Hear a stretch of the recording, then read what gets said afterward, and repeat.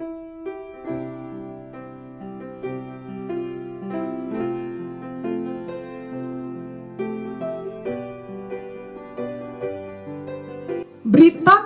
firman. 2 Timotius 4 ayat 2 berkata, beritakanlah firman, siap sedialah, baik atau tidak baik waktunya. Nyatakanlah apa yang salah, tegurlah dan nasihatilah dengan segala kesabaran dan pengajaran. Oleh karena pandemi COVID-19 ini, sungguh banyak situasi kita yang sudah berubah. Namun hal ini bukan berarti kita berhenti memberitakan firman dan berhenti menjadi saksi Tuhan. Ayat di atas mengingatkan kita untuk selalu memberitakan firman dan selalu siap sedia, baik atau tidak baik waktunya. Biarlah kita menyadari bahwa selalu saja ada seseorang yang dapat kita jangkau bagi Tuhan Yesus, bila kita mau patuh kepada pimpinan Roh Kudus kepada kita masing-masing. Matius 16 ayat 26a menuliskan, apa gunanya seorang memperoleh seluruh dunia tapi kehilangan nyawanya? Jadi bila seseorang tidak memiliki Tuhan Yesus di dalam hatinya, maka ia tentunya tidak memiliki hidup yang kekal. Kiranya hati kita selalu menyala dengan kasih Tuhan untuk memberitakan firman Tuhan, memberitakan Injil Tuhan kepada jiwa-jiwa pada segala waktu.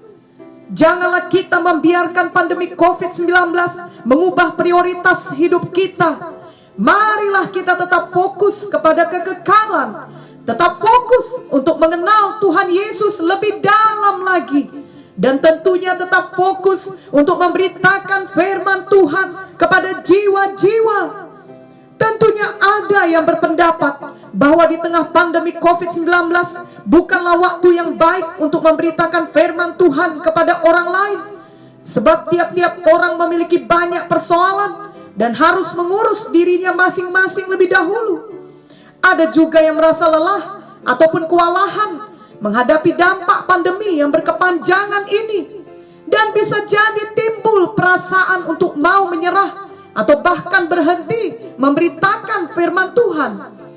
Bila ada perasaan seperti ini melanda pikiran kita, marilah kita mengingat Nabi Yeremia yang juga pernah berpikir untuk tidak mau lagi memberitakan firman. Namun apakah kemudian yang terjadi?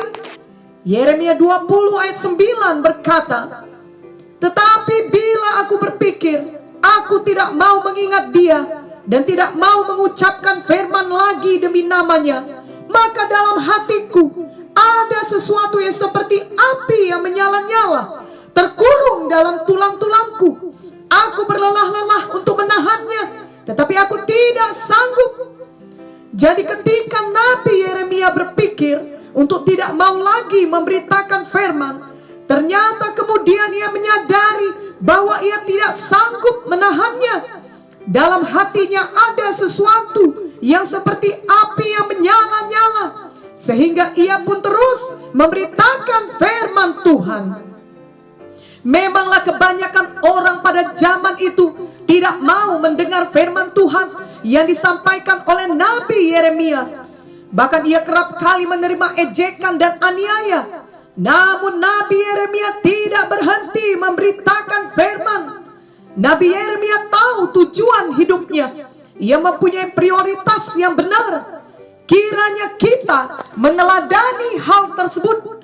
Marilah kita juga tetap memberitakan firman Tuhan, apapun reaksi orang lain.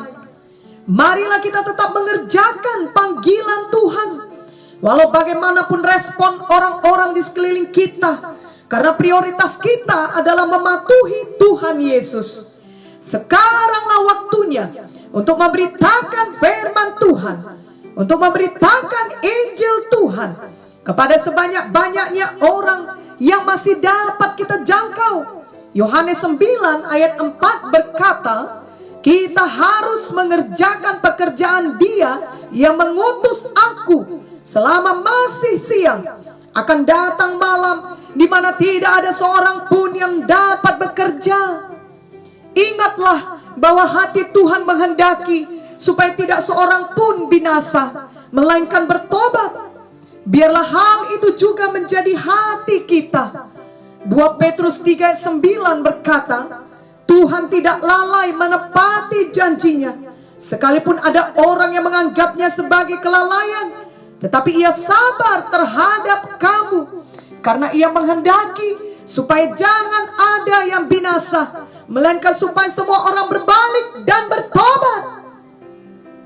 Jadi marilah kita terus memberitakan firman Tuhan, memberitakan Injil Tuhan kepada sebanyak-banyaknya orang yang dapat kita jangkau. Sama seperti yang dilakukan oleh Nabi Yeremia, ia tidak berhenti memberitakan firman Tuhan, bagaimanapun respon orang terhadapnya. Biarlah kita juga tidak pernah berhenti memberitakan firman Tuhan ataupun menabur firman Tuhan. Janganlah menjadi marah bila orang-orang tidak menerima ataupun belum menerima firman Tuhan yang kita beritakan. Dalam Lukas 9 ayat 51 sampai 56 dituliskan, ketika hampir genap waktunya Yesus diangkat ke sorga, ia mengarahkan pandangannya untuk pergi ke Yerusalem, dan ia mengirim beberapa utusan mendahului dia. Mereka itu pergi, lalu masuk ke suatu desa orang Samaria untuk mempersiapkan segala sesuatu baginya. Tetapi orang-orang Samaria itu tidak mau menerima dia, karena perjalanannya menuju Yerusalem. Ketika dua muridnya, yaitu Yakobus dan Yohanes, melihat hal itu, mereka berkata, Tuhan, apakah engkau mau supaya kami menyuruh api turun dari langit untuk membinasakan mereka? Akan tetapi ia berpaling dan menegur mereka. Lalu mereka pergi ke desa yang lain. Jadi Yakobus dan Yohanes memiliki hati yang mau menghukum orang yang bersalah ataupun orang yang tidak mau menerima Tuhan dan firman-Nya. Sedangkan hati Tuhan Yesus adalah agar orang-orang bertobat. Tuhan Yesus menegur Yakobus dan Yohanes adalah sangat mudah untuk mengarahkan telunjuk kita kepada orang yang sudah bersalah dan menginginkan mereka dihukum untuk kesalahan yang mereka perbuat. Namun sebenarnya kita sendiri pun tidak luput dari kesalahan dan dosa setiap hari. Kita semua butuh pengampunan. Biarlah mulai hari ini hati kita menjadi seperti hati Tuhan Yesus, yang selalu mau agar orang lain bukannya dihukum, tetapi supaya bertobat sungguh-sungguh. Amin. Marilah kita membaca Matius 13 ayat 24 sampai 30 dan 36 sampai 43. Yesus membentangkan suatu perumpamaan lain lagi kepada mereka, katanya, hal kerajaan sorga itu seumpama orang yang menaburkan benih yang baik di ladangnya. Tetapi pada waktu semua orang tidur, datanglah musuhnya, menaburkan benih lalang di antara gandum itu, lalu pergi. Ketika gandum itu tumbuh dan mulai berbulir, nampak jugalah lalang itu. Maka datanglah hamba-hamba Tuan ladang itu kepadanya dan berkata, Tuan, bukankah benih baik yang Tuan taburkan di ladang Tuan? Dari manakah lalang itu? Jawab Tuan itu, seorang musuh yang melakukannya. Lalu berkatalah hamba-hamba itu kepadanya, jadi maukah Tuan supaya kami pergi mencabut lalang itu? Tetapi ia berkata, jangan, sebab mungkin gandum itu ikut tercabut pada waktu kamu mencabut lalang itu. Biarkanlah keduanya tumbuh bersama sampai waktu menuai. Pada waktu itu aku akan berkata kepada para penuai, kumpulkanlah dahulu lalang itu dan ikatlah berberkas-berkas untuk dibakar. Kemudian kumpulkanlah gandum itu ke dalam lumbungku. Maka Yesus pun meninggalkan orang banyak itu, lalu pulang. Murid-muridnya datang dan berkata kepadanya, jelaskanlah kepada kami perumpamaan tentang lalang di ladang itu. Ia menjawab, katanya, orang yang menaburkan benih baik ialah anak manusia. Ladang ialah dunia. Benih yang baik itu anak-anak kerajaan. dan lalang anak-anak si jahat. Musuh yang menaburkan benih lalang ialah iblis. Waktu menuai ialah akhir zaman, dan para penuai itu malaikat. Maka seperti lalang itu dikumpulkan dan dibakar dalam api, demikian juga pada akhir zaman Anak Manusia akan menyuruh malaikat-malaikatnya, dan mereka akan mengumpulkan segala sesuatu yang menyesatkan dan semua orang yang melakukan kejahatan dari dalam kerajaannya. Semuanya akan dicampakkan ke dalam dapur api. Di sanalah akan terdapat ratapan dan kertakan gigi. Pada waktu itulah orang-orang benar akan bercahaya seperti matahari dalam kerajaan Bapa mereka. Siapa bertelinga, hendaklah ia mendengar. Sekarang ini Tuhan sudah mengutus kita anak-anaknya untuk menabur benih yang baik, yakni firman Tuhan. Perintah agung bagi kita sangat jelas dituliskan dalam Markus 16 ayat 15 sampai 16. Pergilah ke seluruh dunia, beritakanlah Injil kepada segala makhluk. Siapa yang percaya dan dibaptis akan diselamatkan, tetapi siapa yang tidak percaya akan dihukum. Dan juga dalam Matius 28 ayat 19 sampai 20. Karena itu pergilah, jadikanlah semua bangsa muridku, dan baptislah mereka dalam nama Bapa dan Anak dan Roh Kudus, dan ajarlah mereka melakukan segala sesuatu yang telah kuperintahkan kepadamu. Dan ketahuilah, aku menyertai kamu senantiasa sampai kepada akhir zaman. Sepanjang zaman tentunya sudah banyak orang yang mendengarkan firman Tuhan yang ditaburkan, dan mereka itu adalah gandum atau tuaian yang baik. Namun kita harus ingat bahwa ada juga iblis yang menabur benih lalang. Gandum dan lalang itu tumbuh bersama-sama. Janganlah kita menjadi seperti hamba-hamba dalam kisah tersebut yang fokusnya adalah untuk mencabut semua lalang yang tumbuh. Ini mirip seperti Yohanes dan Yakobus yang ingin memanggil api untuk membinasakan orang Samaria. Ingatlah bahwa fokus kita adalah untuk menabur firman Tuhan dan bukan untuk mencabut lalang. Jelas di dalam ayat-ayat di atas dituliskan bahwa kelak Tuhanlah yang akan berurusan dengan semua lalang tersebut pada akhir zaman. Jadi bagian kita saat ini adalah terus menaburkan firman Tuhan, karena bagaimanapun juga tetap akan ada jiwa-jiwa yang menerima firman Tuhan tersebut, di mana hatinya seperti tanah yang baik. Maka jiwa-jiwa itu pasti akan berbuah.